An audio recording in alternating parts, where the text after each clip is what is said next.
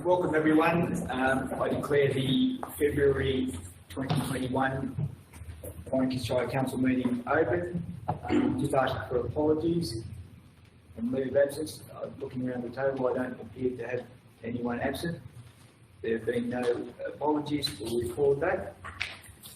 Moving on to item 3 of our agenda, that being the confirmation of the minutes of the last meeting held on Thursday 28th of January. Is someone happy to move those minutes? Councillor Walker, second. Councillor Bruce. Councillor Walker. I'm just happy to move the recommendation. Thank you, Councillor Walker. Any questions, further information before we put that? Being the case, I'll put that motion. All those in favour? Against? Carried. Moving on to disclosure of interests. The council have a disclosure to make prior to any item in the business paper. Councillor Bruce. Yeah, I've got a pecuniary interest in item 1 of the Manager of Health and Development Services report, and I'll be reading the written. Thank you, Councillor Bruce. Any further disclosures of interest? Thank you. We'll report that. Moving on to item 5 of the mayoral minute, and I will foreshadow there is a second minute that is completely unobtrusive, and I've handed it to the General Manager and signed and dated as per the code of meeting practice. The first one regards the delegation authority to the General Manager. As you are well and truly aware, Gary Woodman will commence his duties on Monday the 15th of March as our new General Manager. As part of that arrangement, he needs to be delegated various authorities, and that's all there in front of you. So what I'm moving is the recommendation there, and it reads in part that in accordance with provisions of Section 377 of the Local Government Act 1993, Council hereby delegates to the General Manager Gary Woodman on his commencement of duties on Monday the 15th of March 2021, delegated authority to exercise or perform on behalf of Council the following powers, authorities, duties and functions as listed in the business paper below. So that gives Gary the opportunity to come straight into the job and have the delegated authority immediately occurring. We weren't quite as organised when Stephen came into the position, and had to wait for a council meeting for that to actually happen. So this is just being organised, ready to go for Gary. It's a mayoral minute. I don't need to second it. Is there any discussion? Councillor Beach? Anything further before we put the mayoral minute? That being the case, put back. All those in favour? Against? Carried.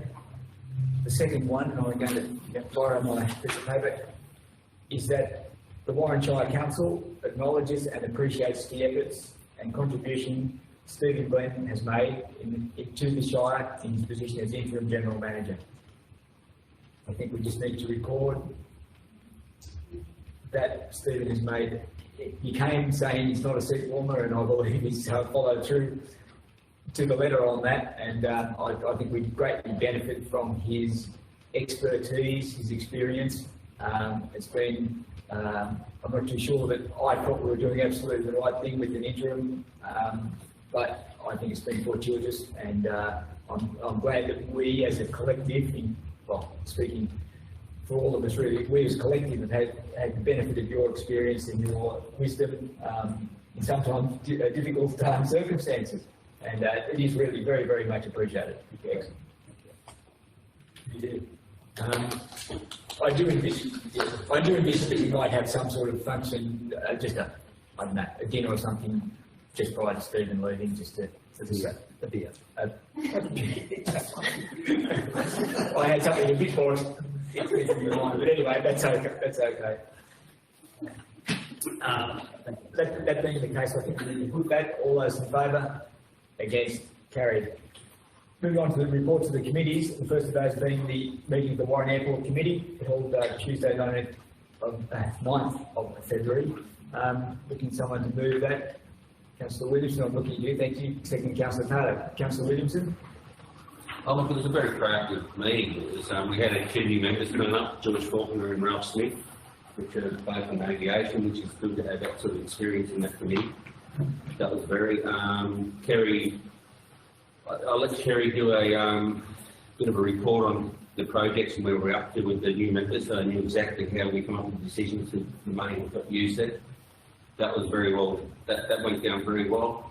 Got a bit of an idea of the project where it was up to. It should be finished by the end of this month, part of the terminal building. Oh, not by the end of this month, by the end of March, sorry. If you go there and have a look, a lot of progress has been done out there, which is good. The one good thing about out there is a bit different to the sewage works. We did a geotech, and we actually had soil samples done out there, and also the company who got the job did it as well. There's been some soft spots on the runway, on the dirt runway where trees were, where they cut them off and left them in the ground, so they've had to be dug out with excavators and all that sort of stuff. That's going back when it was built, so you can't. But that's all been, there was a $28,000 thing they tried to argue with us, no, that's part of the contract. So that's, because we did, geotech was done by both examples, so I'm pretty sure that's probably the only drama we have at the moment out there, but it's only 28, but I'm pretty sure we're not going to be up for that one. So that's a positive side. Fuel-wise, that's probably the big thing you want to look at out there. It's actually, we've talked to Kerry yesterday, we've actually sold 4,823 litres of avgas in the period it's been there. But the big thing with the avgas out there, it hasn't been able to be used to its potential because it hasn't been tarred yet. That's probably the big thing, because you can't, if you know airplanes, you've got propellers on the front, you rev them up, stone chips happen, you damage your prop, and the prop's worth about 15,000 upwards. You just keep going. So we haven't advertised that to be used. So any pilot using it now, you're parking your plane 20 metres away from that, from where it is, and you stop it, you push it in, and you push it out. So we haven't advertised. So what we're doing in here, you'll probably read that we're going to put in the, once it's finished, we'll put in some magazines. We'll also put in the ERSA. ERSA only comes out once a year, that's in April. So they asked us for any variations in ERSA. ERSA is the pilot's guide to where you go to an airport, what it's got, what facilities, all that sort of stuff. So that's probably the main one. So that'll have in there with the George Faulkner's already made a list of names who are pilots around this area, and we've got planes, and we'll have, once it's all done, it's very keen to send an email out, ring everyone, get them in, show them what we have, show people how to use the app. When you're over 50, a lot of people don't like apps. I'm not being rude, but I helped set George up, so we're going to have a lesson on apps. But once you have it, once you go and use the app compared to a credit card, it's so simple. I took Bob McKay there on Saturday for a flight, and I went in and I showed him how it worked, and he went, how simple is that? So it's actually a very good setup that we've got there. We've just got to get it out there. Look, it's looking great out there. I think if any councillors got a chance, we'll have a meeting when the project's finished, and we'll go through as a committee. I think we might put an open invitation to all councillors to come for a look. I think it's a very, the money's been very well spent out there. Anything can be organised. Anything can be organised, okay? Thank you, Mr. Mayor. Greg, did you want to talk to that? Oh, sorry, the second one. The land transfer to Quarry Valley Access. Yes, okay. What happened here, this has been an ongoing problem with the LEP brought it up last time they were in town and before. Macquarie Valley Ag Services probably about 5 years ago, it could be wrong, they employed a contractor to go and fix that pod up so it didn't, there was no seepage underneath, so it's all been done properly that way. It's had everything done right, so it's not leaking, there's no problem there. The problem you have is that the LEP is saying because we own the land, we're the ones that should be taking responsibility for that, but it's not our product. So we're basically, the company who owns, who built the pod have to own that land and have to register that pod properly for themselves. So if you look at the pod, it's right out the front of the hangars where they are.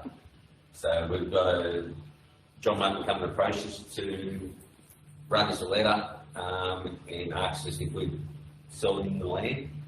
We're in the process now writing a letter back saying that these are your costs you're up for, then the land's got to be valued through council. So it's got to be done through council for that way. But they're up for subdivision costs, they're up for all the associated costs in doing it. So that's where that one's up to. That's an LEP we've got. We basically haven't got a choice other to go that way. And John Martin's very happy to go and buy the purchase the land office. Thank you, Councillor. Any questions? Any requests for further information? Councillor Bruce? What's the time frame for the bitumen in front of the fuel? It was done on Tuesday, Oh, but they've got a seal going over it now. Apparently they put some sort of stuff down and they put this seal over the top. I'm not a roadsman, but I'm out there every day. Have a look. so you thought about an opening, like Yes. make a bit of a show out of it? Yeah, we're going to be barbecue. We're going to be opening, invite up to 20 people out and get people out there and have some flames there and show how it's all done. Yeah, we'll do it properly. But we're not going to we don't want to half do it. Yep. You don't want to sort of not do it without the terminal finished. Like, you want to have it all right. So that's what the big process is. But we want to get the people around here who own planes to come here to do fuel. And that's the big purpose. There's 3 helicopters who come fly around here as well. Who come out and do all their feral animal stuff and whatever else. The lines of Country Energy and all that. They don't know where they've got fuel yet. So we get them there, they're out gas. And they usually bring all their fuel from away on a truck. So, yeah, which they do. So we're going to contact all those people. So George knows all them because George has got he supplies a lot of people with fuel because he has a lot of fuel out at his place. He wants to send them all to us. So we've got a bitumen runway, we've got everything. So it should generate a bit of money for us at the end of the day, which is good. It's very good.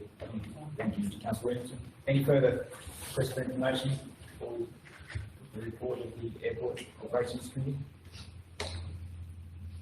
If nothing further, we'll put that. All those in favour? Against? Carried. Moving on to the report of the meeting in Mannix held Tuesday, 16th February. I'm happy to move that. Councillor Irving, second. Councillor Serby. Councillor Irving. State Management Executive for thorough report on that meeting. I'd like particularly to make a comment on and appreciate General Manager's point of ensuring that as a council we're following best practice procedure. So in terms of utilising the federal panel, where warranted, and gathering that we haven't been doing that. So thank you, General Manager, for helping us with that. And just to a quick question to the Manager of Engineering, just with the concept plan for the town improvement that we're hoping to have done before for end of this financial year. Yep. Do we engage with the community a bit on that, or is that kind of? Yes, through Mr. Chairman. That's the principal one to. We're working on consultants, working on a plan at the moment. It's formed money as well as Dale Street, part of the area. So we first 10 years plan to part of it, but we deal with the community. And I've seen particularly change in commerce, businesses, and what we can try to do with that for businesses and governments. Part of the purpose of that process. But I hope we're heavily involved in. Thank you. Any further, Councillor? Any further? Councillor Serby? Just a query to Manager of Engineering. How have you gone with the expressions of interest for the Oyster? For the Transfer station. Through going through the Mr. Mary, Oyster has been fairly disappointed with the contractors at the moment. They are working through vendor panel. I discussed with the manager this morning. There's only been one express a level of being interest at all whatsoever. He has withdrawn from it because of the technicality of it. I said to him I would contact one of the other contractors this afternoon to perhaps engage a little bit of encouragement to participate in with the structure. And hopefully we'll recall the range through vendor panel. Because vendor panel arranges a call meeting, particularly when there's a compulsory participant compulsory contractor meeting. We get through vendor panel, so that's going to be re-established. I mean, it's plans to me are not overly complicated, fairly straightforward. Again, we may need to offer a little bit of assistance for level of understanding in this work. That was discussed earlier this morning. Thank you, Councillor Walker. Just a quick one. I was just noticed in Business Lab notice about the early morning noise in the main street.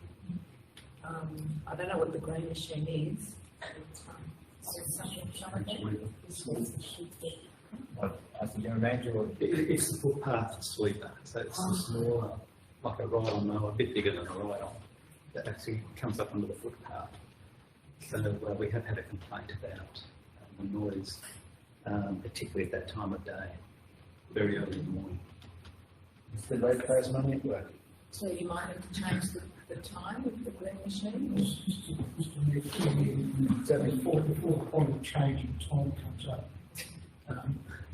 After about 7 o'clock in the morning, the street is absolutely chock a block. You know, you can't get at the footpaths because you've got car parks, you can't work there. They're currently starting at 5 o'clock in the morning, and it's good.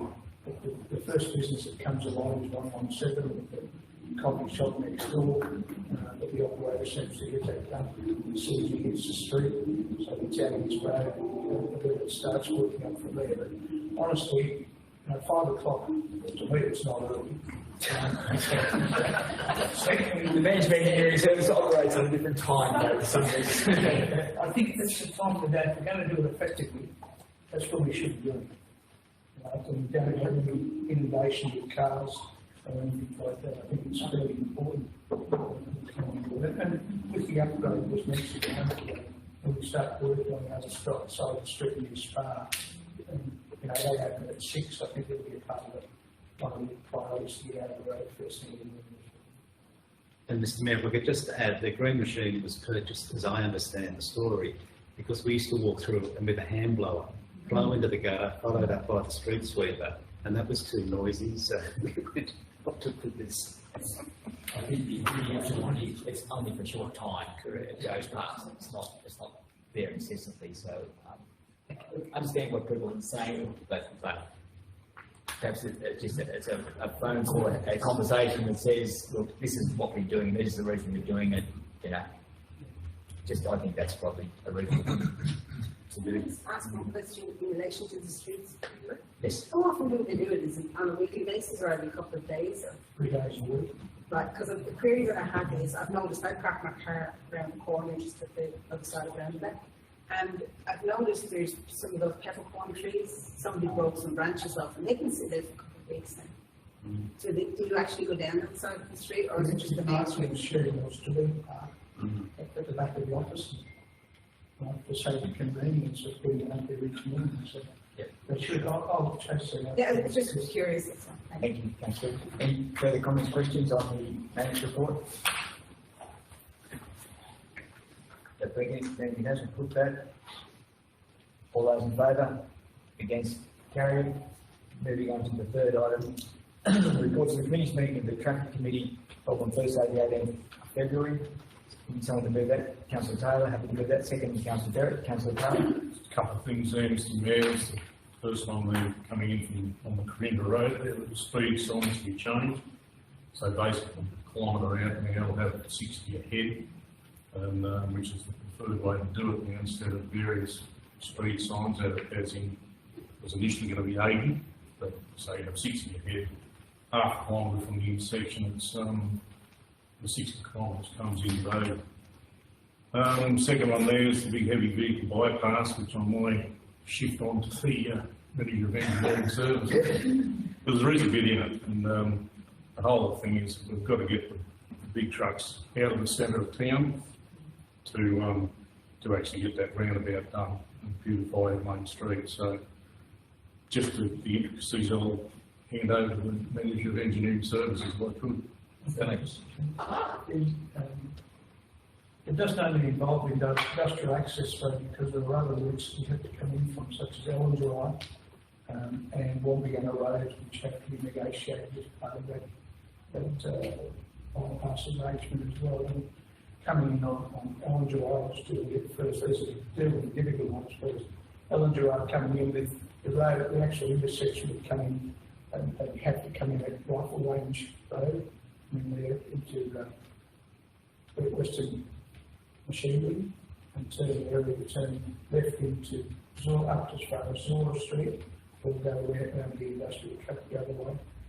The other one's Wombiana Street, and it's far more difficult. The right hand, so coming out of Wombiana Street onto the highway is far easier. The only thing we have to do there is to move the centre median, which is currently on the highway, back towards the water tank, so they have to turn to be more approachable. Coming the other direction, road trains turn in the other direction at the moment, but they turn from the inside lane on the highway to the far side of Wombiana Street. So that makes it very unsafe for everybody on Wombiana Street. So we have to make some investigations and perhaps look at some minor land acquisitions and changes of road and curb gutter alignments on that corner as well. If we were fortunate enough to still have the highway, it would be far easier to negotiate some of the consequences, because of most of the populations are with the highway, so we only need to transport safari and equality as well. So it's, they're the major two difficult points. The other ones are fairly straightforward, except possibly that straight up past the pool, Saffron Street, would have no access whatsoever to the heavy vehicles, and the reason we recommend that is the fact that we have a pool, we have a ski park, we're going to have junior soccer fields, we're going to have a cricket oval, we're going to have heaps of kids. And kids and large trucks don't mix, that's why we close the non-access to heavy vehicles in Saffron Street. They have to get around, they will have access as far as the depot in Dubbo Street for the purpose of truck inspections and that there, and universities back beyond the depot, will be no access. Mr. Chair.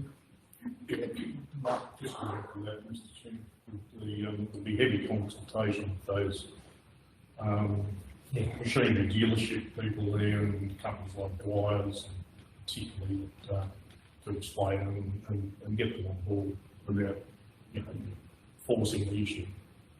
I just add, Mr. Mayor, that I've had a look at Zora Street, and opposite each of the double gates to the case dealer and I forget their names, and there are breaks in the central median as opposed to the other side of the highway where there are no breaks. So they will be able to come out of one of their main gates and turn right up to the Oxley Highway.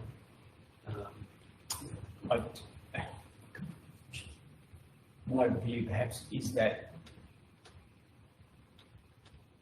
people comes from the Oxley Highway, goes down Zora Street, then is forced to turn around. In terms of traffic flow, it would be much easier in many ways for them to keep going and then go down Stafford Street, go out the Corinda Road onto the industrial access road. The traffic flow, in my mind, would be better, but I'm also very much taking on board what Councillor Taylor's saying about the safety issue in terms of the splash park and the water park and swimming pool, and then potentially soccer fields and that whole recreational area. So there is going to be a significant need for consultation there, I think, with those who are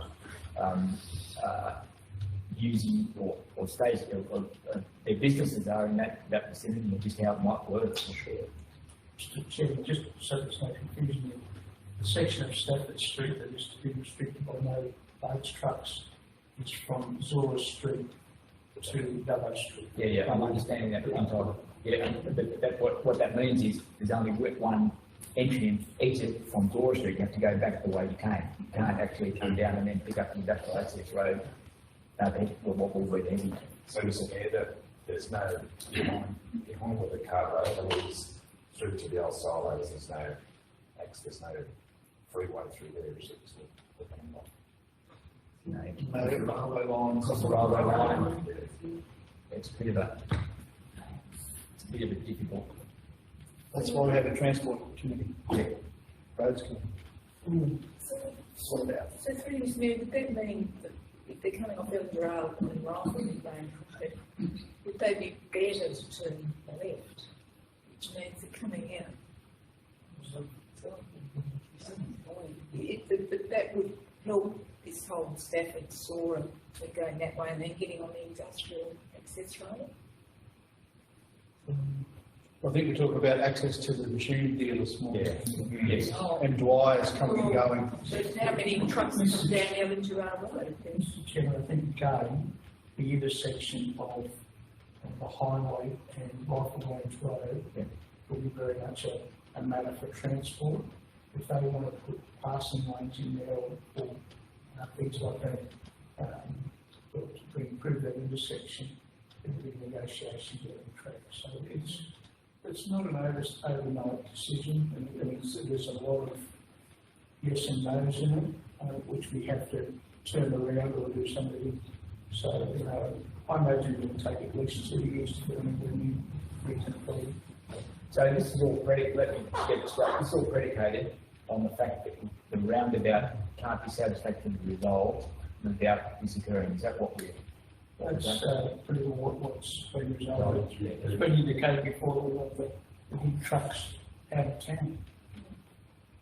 The question I have through you there is how are you going to police this? I mean, the signage is up there for that road, the industrial access road. You have trucks coming in through, which has done that damage. How are you going to police that? And just the other question is there a difference between a loaded truck to an empty truck coming through town? That's the size of it. It's the size of it. Well, you're going to have to do a pretty comprehensive conversation with all your local people, especially with harvest, all that sort of stuff, all your farmers that drive their own trucks. It's going to have to be pretty. Mayor, again, this is not a matter for Transport New South Wales. The finalisation of this will be something like national heavy vehicles, and they will be involved get to be involved, or to any notice we really don't know what the proposal is, and it will become on the mapping structure, the state mapping to most of the trucks operate on mapping, as to what is a heavy vehicle bypass, which is a fully measured rather than the detour as it is at the moment. Right, and the cameras in town here on the intersection, we can easily see that what the RMS will easily send in the bill, a size of the bill, if there was any conflict between the trucks coming through town and not coming. So it will be policed, not necessarily by us, but by National Heavy Vehicle and the state authority. Through Mr. Mayor, I'm close to town, I come in a bit. I would think if you have any information or statistics to say, I see a lot of trucks using the industrial access road now. Going through things, Mr. Mayor, the numbers are being recorded at the moment, right? And there's definitely an increase of the trucks because it's a far easier route than coming through town. And the news is getting out there, but that's the way they travel in this. Great increase.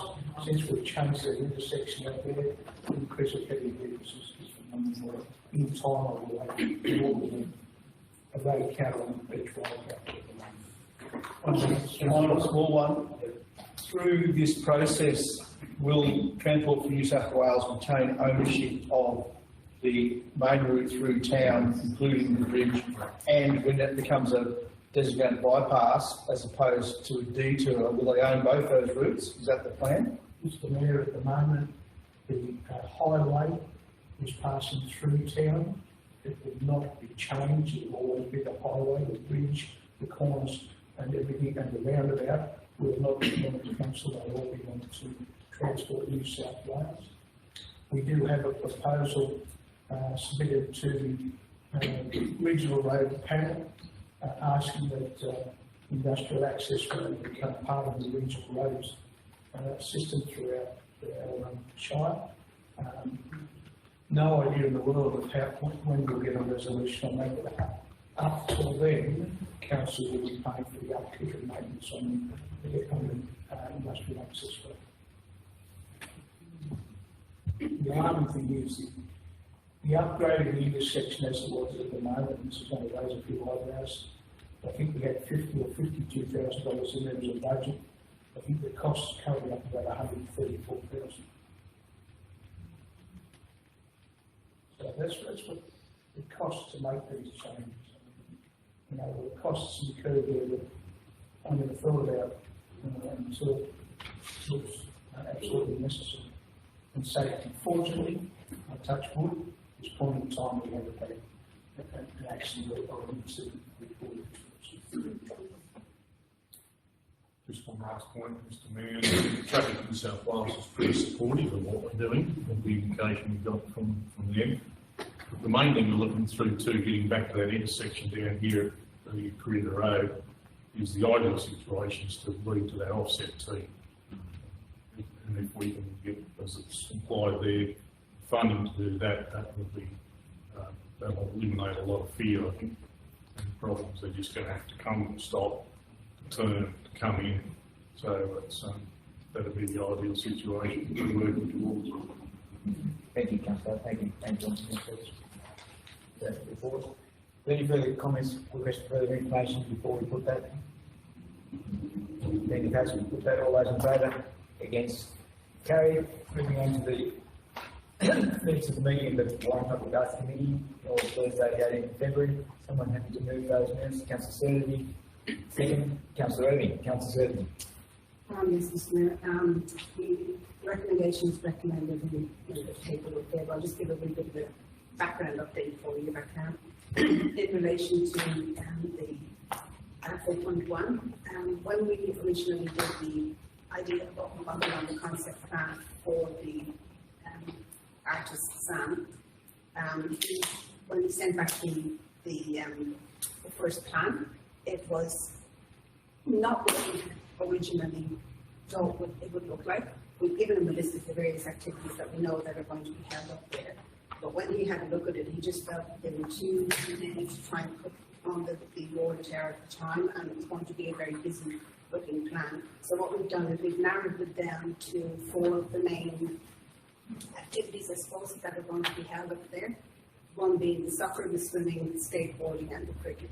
So there's, when he was talking to us when we had the phone hook-up meeting prior to the last one, he was giving us some really good ideas where he could have the balls coming out of the tower, looking like they were being fired out of the tower and all the rest of it. So we've sent him back, I did the email, followed up the email on the day after the meeting, and sent it through to Sam with an idea of all the things that we had acknowledged that he had put the effort of it, but paring it down to these particularly 4.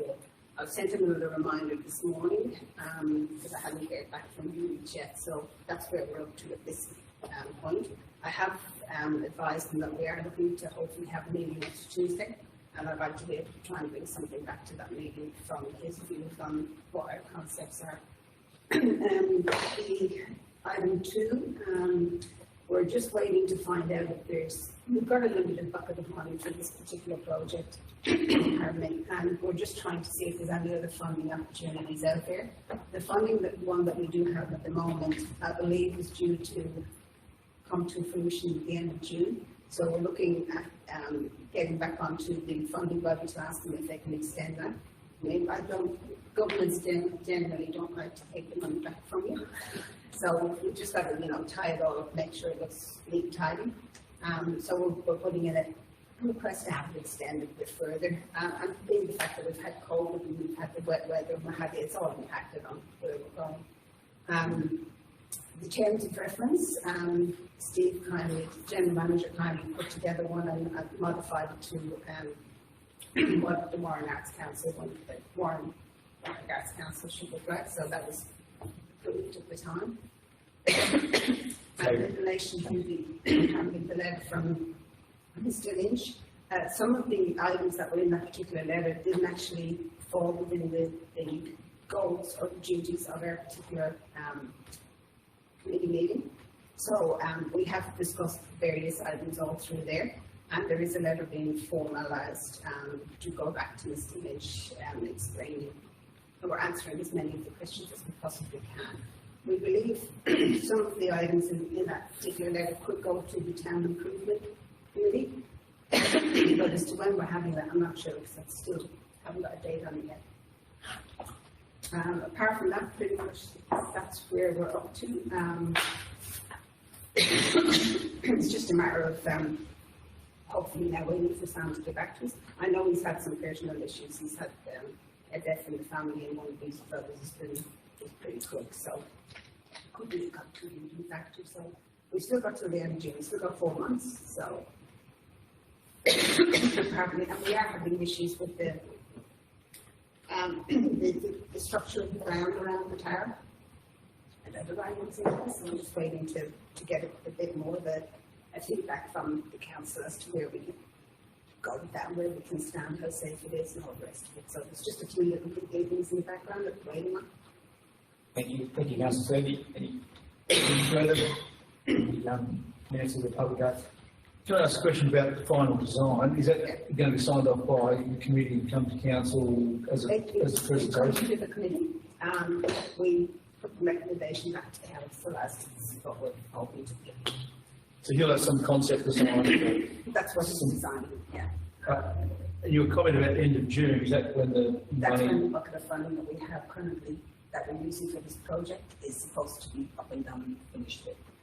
So is that when it starts or finishes? No, that's when that money runs out, so we've got to make sure that we have it finished. It takes about, give or take, 2 weeks to do this particular project, yeah. So, but we do believe that, you know, given the fact that we've had COVID, we've had rain, we've had all these other issues, and the fact that government won't particularly like taking money back, and it's not a big bucket of money, we should be able to get that extension plan. But I mean, it's only a contingency. We hopefully believe that we will be able to expand this money before the end of June. So. Sorry, I've got a particular question. So that was probably without funding that from, I think it's officially addressed for the second round. It must be in the second round. The drought funding was the second round, was it? Yeah, round 2 of the drought funding that came through. So that's what that money is, but it's earmarked to be spent, as the chairman of the committee indicated. But we will be applying for a variation and extension. So that it's not that needed. It's just a backup. I think that the soil could be an issue for us going forward. It seems to be an issue in every other project, but look, I expect there's cherry pickers and these sorts of structures that are going to need the base of that tower to be fairly firm, and that's been leaking, it had been leaking for a lot of years, and Gentlemen, just a comment. Exactly right. With the soft surface, I'm not sure about the leaking, although I have heard anecdotes of that. So what we're looking at is a crane with a basket on. You can't get a scissor lift immediately adjacent to the structure because of the soft soil. And with the bucket, then you need working from height tickets, and there's a whole host of things that go with working with the crane. That gives you the reach. It also allows not just direct reach, but it allows you to go a little bit around until they have to set up around somewhere else. So, and unfortunately, crane is just under $200 an hour, so it's quite expensive. Councillor Walker, you have a... I don't know who to ask. I'm not quite sure the money, you've got some funding for the drought relief then too, but it sounds like you need more money. And that's why you're trying to extend it possibly past. Well, the money that we have from this particular drought project will cover the painting of the tower. Because it's going to be top to bottom 360 degrees. I think what happened was when this was all started and everybody was looking at it, I don't think the underlying issues of all the structural stuff was ever taken into account. So there's no money particularly aside for that, which is why we're trying to work all the possible angles that we can. So maybe the crane, I don't think that was ever, I mean, it's in Sam's plan. He's allowed a certain amount of money for him to be able to get up there and paint and stuff. But that doesn't solve the problem of what the base of the tower is and the fact that it is 28 metres high. Yeah. most friends on your cherry pickers go to about 24.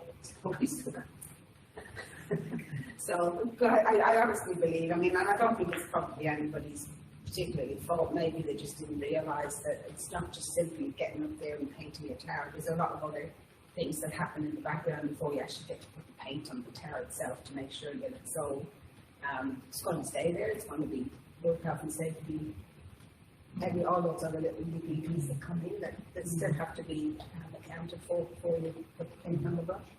Can I just ask one more question of you, going through history? In Mr. Lynch's letter is about the base code. Yeah.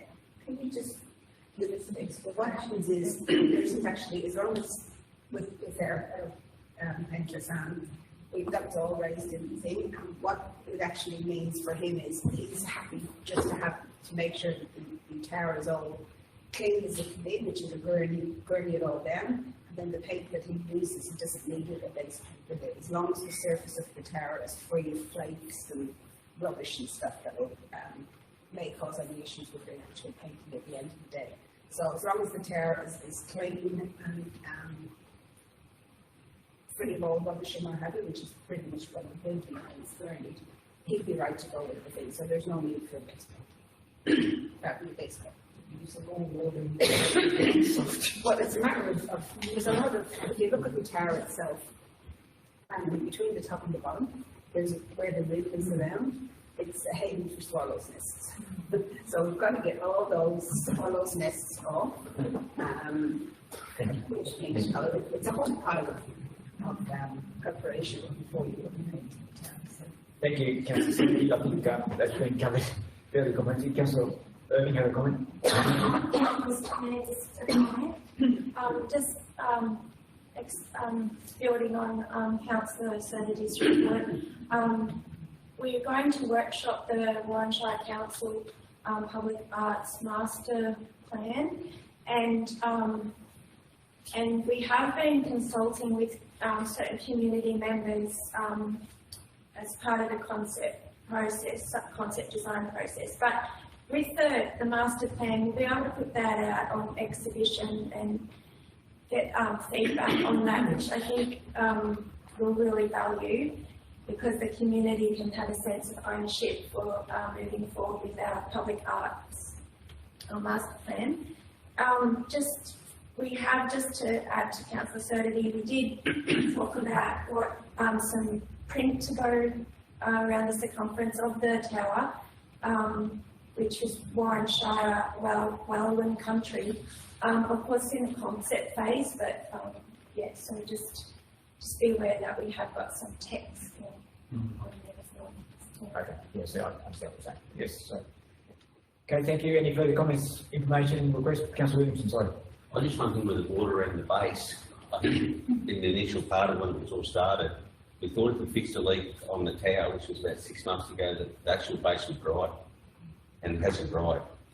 So that's one of the problems with all this. We thought if we hadn't left it for 6 months over summer, we'd be able to get some of these other machines on which are bid higher to be able to do the job, and that just hasn't worked. For some reason, it just hasn't dried. We don't do that wet summer and wet everything else, it just hasn't happened. So that's one of the nightmares in the whole project. Thank you, Councillor Williamson. Is there any further on the Arts Committee minutes? Then we have to put that, all those in favour, against, carried. Moving on to the reports to Council from delegates, there are none. There are no policy reports. And if we move over the page reports of the coordinator, first one of these being the item 1, the outstanding reports checklist. Someone happy to move those?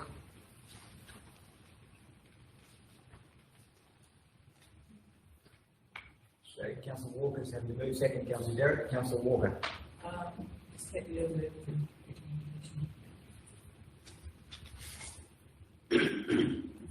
I might just ask one of the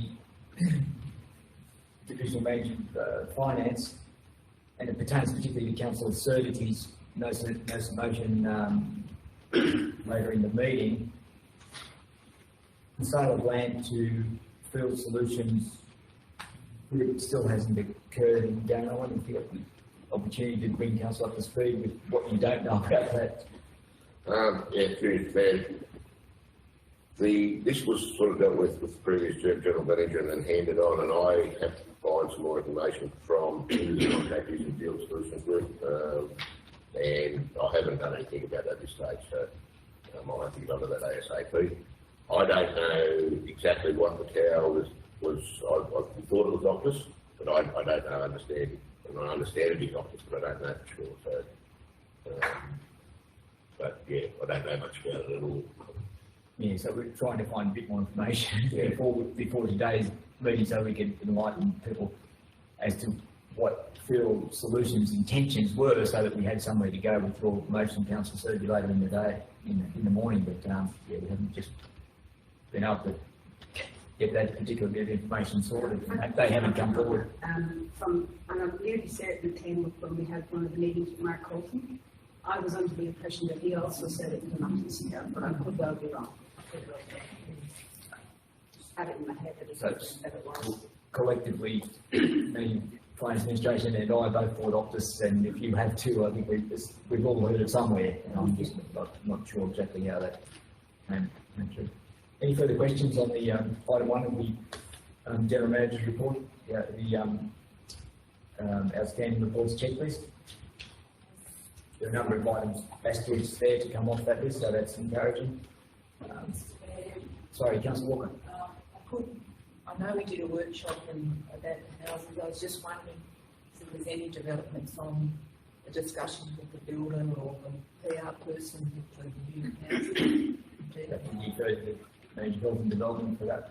To answer that question. Thank you. Through you, Mr. Mayor, I have been in contact with the builder as of last week and still waiting a response from them.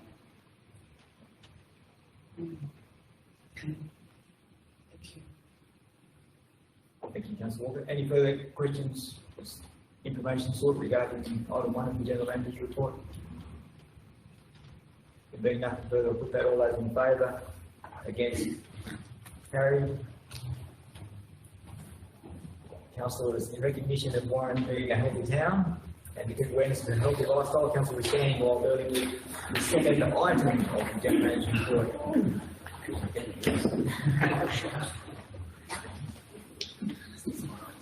Asking for a mover, please, for the item 2 of the General Manager's report, the committee delegates meeting. Someone to move those. Councillor Bruce, seconded. Councillor Derrick. Councillor Bruce. Just happy with the recommendation. Councillor Bruce, anything further before we put that? Nothing further, we'll put that. All those in favour? Against? Carried. But we have a mind to stand for a second item. I think so. We can handle it.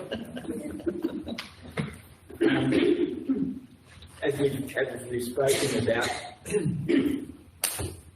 I'm proposing from the chair that we have the motion relating to item 3, the General Manager's report B, that council defer item 3, the General Manager's report, pending further discussions with the contractor.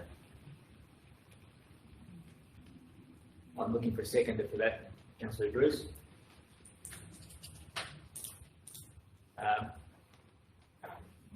I believe that we need to understand exactly what has happened, a way forward with this whole process, and a way that we might be able to diminish the cost of that variation in the overall cost of the project.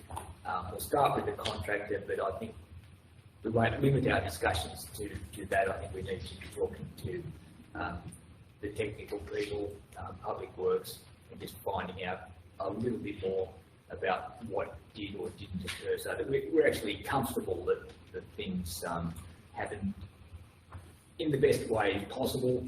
I'm not sure that they did, but let's just find out and try and mitigate any further. We've got still a long way to go on this project. Mitigate any further obstacles as much as is possible. Is there any further comment? Councillor Irving. Yes, Mr. Mayor, if we also look at and reflect on and evaluate our own processes and how we can improve them as a council, so that this doesn't happen again. And it might cover a lot of areas, due process and best practice principles, all that needs to be looked at again and make sure we do follow those. Yes, I take that very much on board. I think we just need to be right across. It's not council law's job to know the detail of contracts, but I think we need to understand that that has been followed through to the letter, and we know exactly where we're going, and see a breakdown of what is actually in a tender document, and say, no, that doesn't seem quite right, or let's really think about stuff before it actually is signed off on. I think we could be better at that, for sure. I also put in there that, you know, there was a committee set up for this, and I don't believe there was a meeting for some time. Now, that's not to say that this would have been picked up because we had no sources, but, you know, there's a process there too, and I don't think it was followed through. Yeah, absolutely. I'll concur with that entirely, Councillor Walker, and I think it's, if there's no committee meeting, then the information has got no hope of getting to councils. There needs to be the committee meeting, and I believe there needs to be a much bigger degree of transparency coming from those running contracts that gets through to those committee meetings, so we actually know exactly what's happening. And councillors, I have set up an internal meeting arrangement as well. We call it the PCG, the Project Control Group, where significant projects come to that group, because it's not just about the detail of variations or whatever. It's about informing the rest of the group on what the project is about and what stage they're at. It's one observation I've made on many of our significant projects, that those that are going to operate don't know too much about what has been built. So we've got to internally understand that a whole lot better. So this PCG has been set up. We've had 2 meetings, and we're just coming to grips with how it will fully operate. So I hope that would continue under the new management. I think it's very important. Can I ask who's on there? It's the senior team, and the likes of Kerry or anybody else who would be running a project. Yeah, so I think, you know, there's 2 parts. The actual getting the project up and running, and each committee needs to know the detail of how that's happening, how it's progressing, how the funding's going. So we've just got a good handle on that as councils. The second part is, as Stephen has alluded to, is those who are going to operate that facility after it's built if they're part of the project building, they visualise, they've seen it, they understand what has actually happened, and then they've got a much better handle on how it if something doesn't go quite right. I remember that wasn't quite, you know, that's how that was done, and that was why that was done that way. If they're involved, I think it's just shortcut and circumvent a lot of potential problems. Yeah. Councillor Bruce. I think I read somewhere along the line that hoping to get a session where the councillors go out to have a look at that. I think it'd be really good for all of us to visualise all of it as well. Yeah. So that would be great to organise that. Sewage treatment and, as Councillor Williamson alluded to, the airport, just having a good look at those projects would be very valuable. Yeah. Thank you. A question and a comment. As a result of this, there's a couple of things that concern me about this, and it's the size of the variation approved by the project manager that frightens me. There's some breakdown in the process when that sort of thing happens. The duration of time between the last committee meeting and the next one is a concern as well. There were certain milestones that happen on a project that, like this one, where the preparation of that area is on the critical path. So that pushes the project to the right significantly. So there's a few things in that, but I think that if the committee was informed earlier, we wouldn't be having a conversation where we have I'm not saying the variation wouldn't exist, but reading the business paper was quite an eye-opener when you have that size of variation, and the project manager has approved that. Now, the contractor doesn't care who approves it, as long as he's got an approval of some sort. It would be unusual, I think, for a project manager by himself to have the authority to approve such a variation. That's a problem for me in terms of the way the projects are managed. And the second one is the effect of that on the project in terms of timeline, where that's gone, and what are the other ongoing costs for having. There are fixed costs in a project, and there are costs that are accumulated over time when projects are pushed right. So I think we need to have a committee meeting on that, get to the point of what's going on, where the project is and what the effects of this variation are on that particular project, and have that reported back to council. So in this process, I'm hoping that this comes out and is further, and the Mayor's resolution will bear that out, I'm sure. Any further before we put that? So it's not as on there. That is the motion that is being put. Any further questions, discussion before we put that? All those in favour? Against? Carried.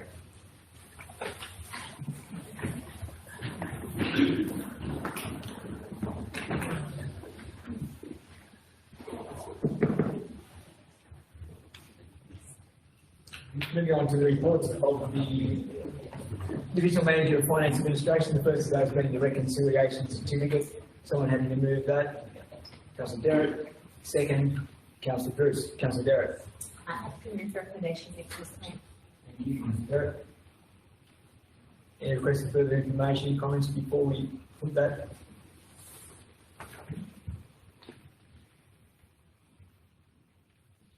In the case, all those in favour? Against? Carried. Moving on to item 2 of the Divisional Manager of Finance Administration's report, that being the statement of rates and annual charges. Someone happy to move those? Thank you, Councillor Sturdy. Second, Councillor Irving. Councillor Sturdy. I'm happy to move the recommendation, and it's nice to see that we're still up there with our percentages of the rates.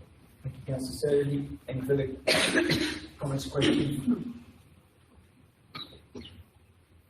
In the case, item 2, all those in favour?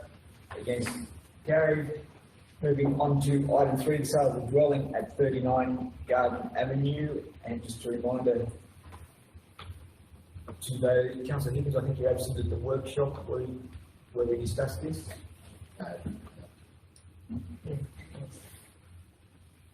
Someone happy to move the recommendation?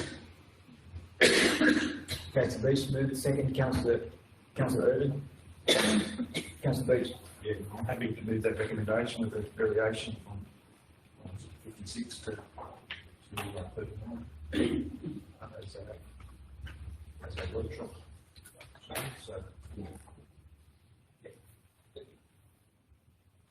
So the recommendation is that originally 56 Garden Avenue was to be sold. It's transpired that probably is a very reasonable proposition as manager of development. It reminded us that the workshop to substitute 39 Garden Avenue as the property to be sold, and we'll move forward with that. And that will, if that sale proceeds at a reasonable dollar value, that will help offset the cost of the 2 new dwellings. Any further comments, questions before we put item 3? All those in favour? Against? Carried. Moving on to the first item of the Divisional Manager of Engineering Services, the tender relating to the delivery of bitumen emulsion. Someone happy to move that?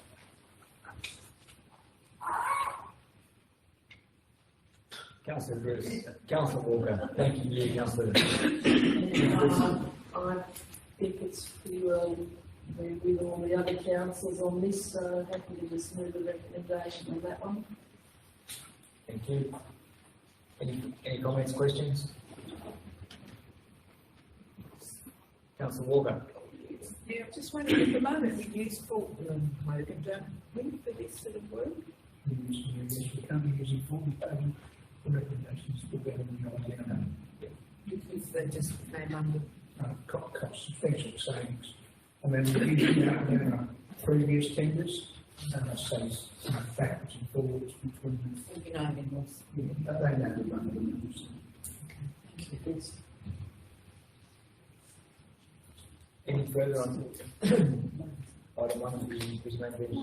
Councillor Irving. I want to just thank you for the report. I think it's quite thorough and so it's easy to make a decision when there's as much information as possible. Can I ask a question, please, Mr. Mayor? Certainly, Councillor For Burrow. the Manager of Engineering Services, what are the implications if the other councils don't go the same way?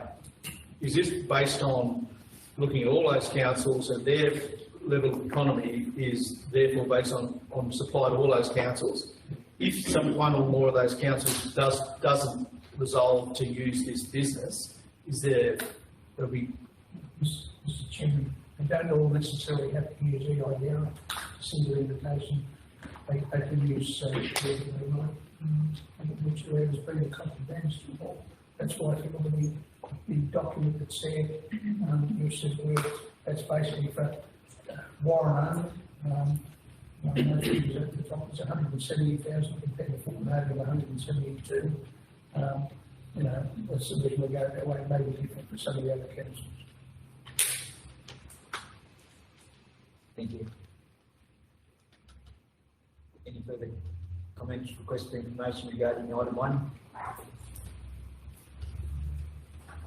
Being no further requests for information, I'll put that. All those in favour?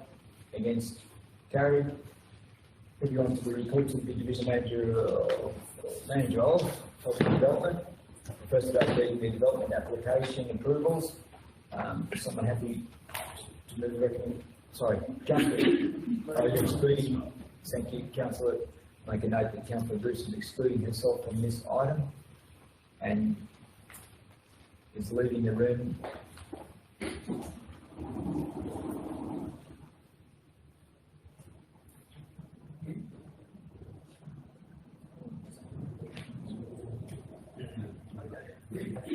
I'm looking for a mover of item one for the development applications. Councillor Surrey, Councillor Taylor. Councillor Surrey. Just moving recommendations. Thank you, Jeff. Interesting, yes, there is some development going on. I think it's a good, just for us to know that things are being built, things are happening, so that's good. And the Time taken. Good, thank you. Any further comments? Information sought regarding item one of the Management Health and Development's report regarding development applications. Nothing further, we'll put that. All those in favour? Against? Carried. Thank you. Just wait for Councillor Bruce to re-enter.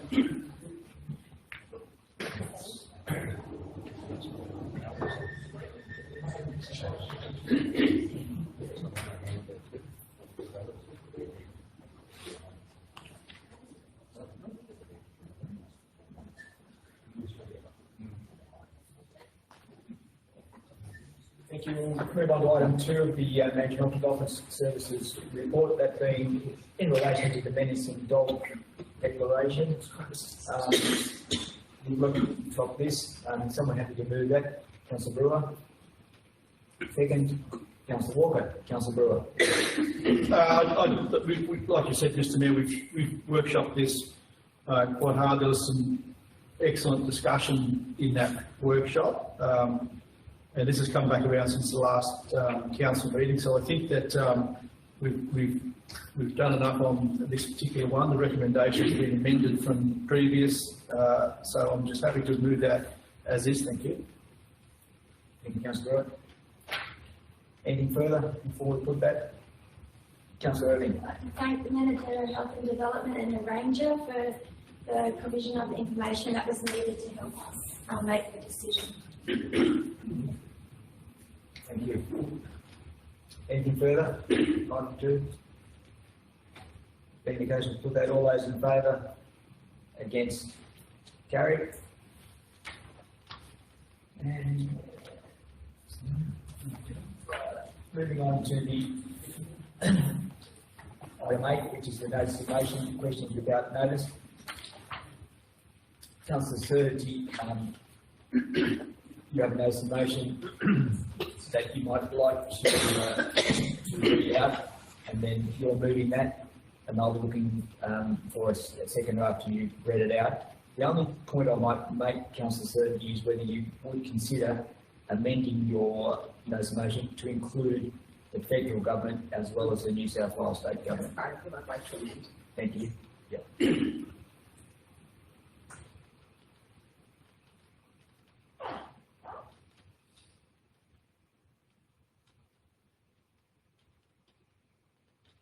So there we have the motion in front of us, which includes that addition of the federal government, because If I could, I'd just like to give you a bit of. I just need a mover. You're going to do it, and the second is Councillor Certainty. Thank you, Councillor Certainty. Okay, I did, after we had the meeting in the public ceremonies mates, I did, as requested, he asked me to send in an email to him with all of the concerns that we saw coming from the Nevertire area, and also to request of council if they could put this for me. I do apologise if I lose my voice. I did flip it off to him and gave him a good indication of all of the issues that we had as we saw within our Nevertire community. Within the day, I had a reply from him. They did follow it up. It wasn't actually him that did it, it was one of these girls called Rebecca, I believe her name was, and she came back with a reply email which I forwarded to both of you, Yes. giving all the contact details of Telstra and what have you, and reflecting that we should be going through the federal government rather than the state, although at the meeting Sam did say there was a bucket of money apparently within the state government to allow for black spot funding. I would also like to draw your attention to the email that came out from the General Manager during the week or maybe last week to do with Roy Butler, and he had done a presentation to Parliament on the connectivity stuff. So I did make a point of, before coming to this meeting, to actually, rather than just reading the transcript, I actually did look at the video because I believe body language is good to see. I was very unimpressed with what Douglas Saunders had to say. Bill Saunders had to say. He was more, personally, I thought it was more the, pat on the back for the political parties. I just think he wasted his time, wasted the time he had given 5 minutes to reply to Roy, and I don't think he did it justice. I think we still need, this is one of these things we're just going to have to continually harp on, particularly with Nevertire. The reason that annoys me more than anything is it's a main highway that goes through the whole town. We've got a tower 30 k's down the road, and I cannot personally see, I mean, if you can talk to satellites from space, why can't you extend the coverage that comes out of the tower 30 k's down the road that would allow it to hit the village of Nevertire and beyond? It's just, there's too many accidents on that highway and nobody can make a call to get anybody. So I think we need to just, it's one of those cases of dripping water. It does have an effect, and I think we just have to keep it until we get such things that we actually get acknowledged as being an issue here. So with that in mind, what I was going to ask was the request to, instead of making this recommendation just going to the New South Wales government, if we could prioritise it to go through to the feds with a follow-up through the state as well. So they're both aware that they reckon there's a bucket of money out there. They listened to the transcript from Roy Butler, because there was another 3 or 4 members of Parliament who came in and supported information, and not just from our rural areas, but wider field. There was some places that I wouldn't have thought would have had any problems with internet connection. They were all just saying, this is ridiculous. I mean, we're supposed to be in technology advanced area, and we can't get reception from the highway. It's time to stop sitting around in the background and actually get out and spend the money that they've got sitting in the coffers there. I don't think we get any arguments from the Council of Certainty. I think we're very much in the same boat. I'll also say that there was one country mayor's meeting that I went to which went well a month plus ago. Mark Colton it was in a public forum, looked directly at me and said, a Never Tyre will get some money for that black spot.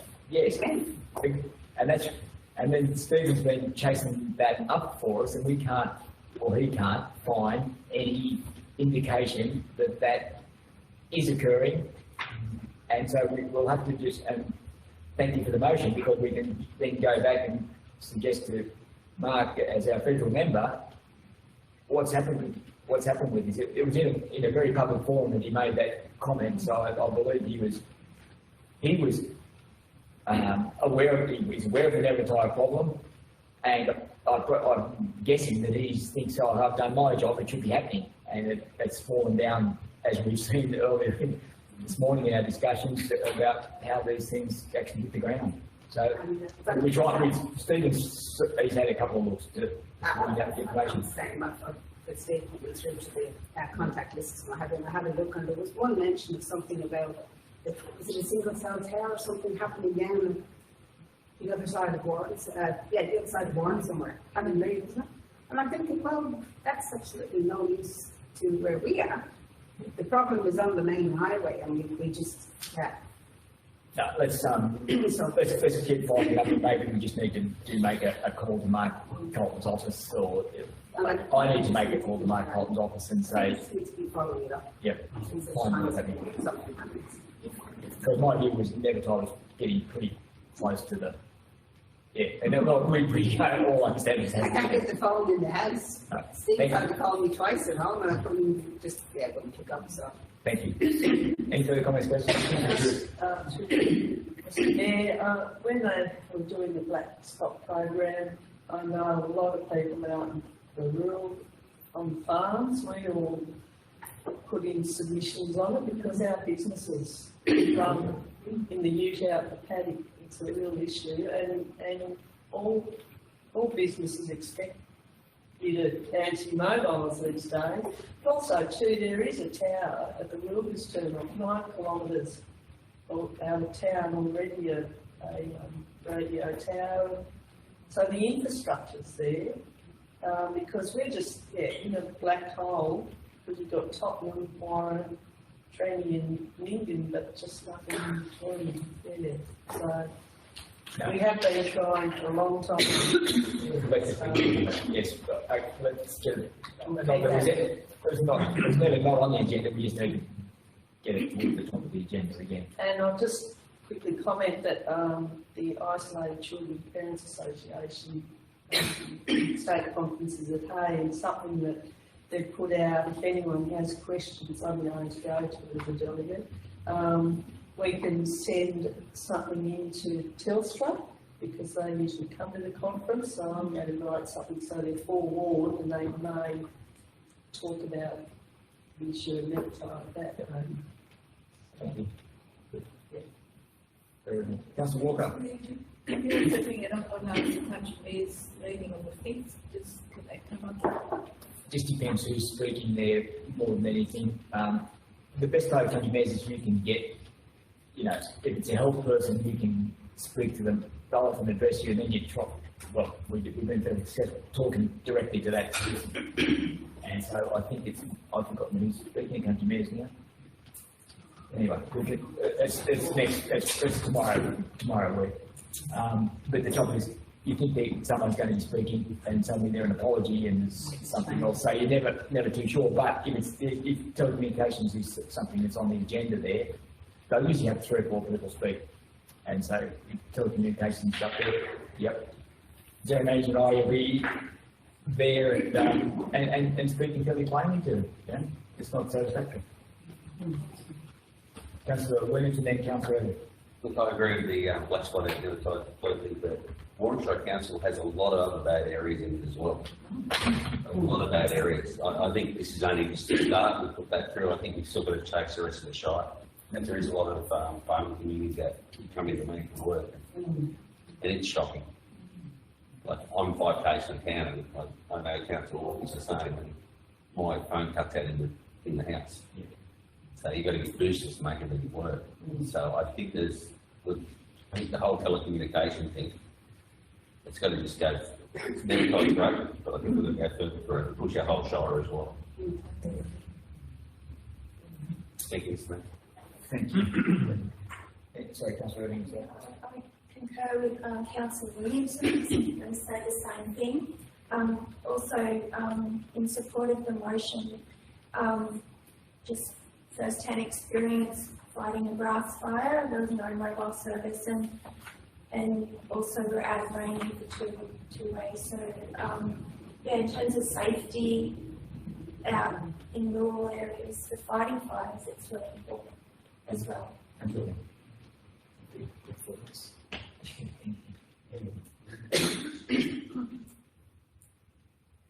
So anything further on the notice of motion moved by Councillor Surgery?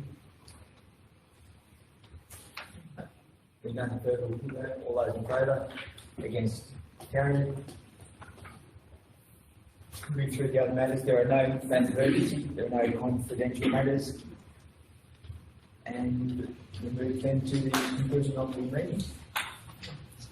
Thank you, councillors, for your attendance. Thank you, senior staff, and declare the meeting